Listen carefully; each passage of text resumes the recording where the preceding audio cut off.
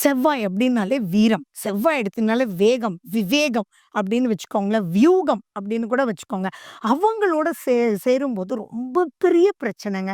ஏன்னா இவங்க ரொம்ப ஸ்பீடு. ஆனா கேது வந்து இருளாக்குது. அப்போ ஒரு பெரிய போர் வீரர், பெரிய தளபதி திடீர் கும் இருட்டுக்குள்ள போயிட்டாருன்னா எப்படி இருக்கும் யோசிச்சு பாருங்களேன். தல கால் புரியாது இல்லைங்களா?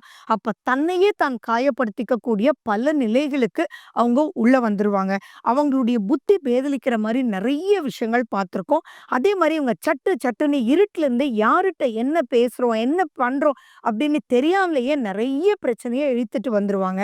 அண்ட் செவ்வாய் கேது வந்து நல்ல ஒரு பொசிஷன்ல இருந்து அவங்களுக்கு நடந்ததுன்னா, அம்மா குடும்பத்த விட்டு அவங்க தூரதேசமா போய் படிக்கிறது, அல்லது ஒரு சின்ன குழந்தைய ஹாஸ்டல்ல போடுறது, அந்த மாரி விஷயத்துக்கெல்லாம் வந்து போவாங்க.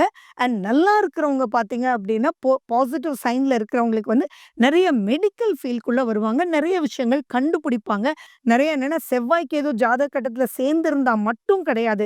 செவ்வாய் கேதுவால் பார்க்கப்பட்டாலும், அந்த இடத்துல வந்து இந்த பாதிப்புகள் இருக்கும். ஆனா மத்ததுக்கெல்லாம் என்ன பண்ணினா வெளியில வர முடியும் அப்படின்னு சொல்லி நெறைய விஷயங்கள் எழுதப்பட்டிருக்கு. அத பார்த்துட்டு அதுலருந்து தப்பிச்சு வர்றதுக்கு என்ன பண்ணணும் அப்படின்றத தெரிஞ்சுக்கணும்.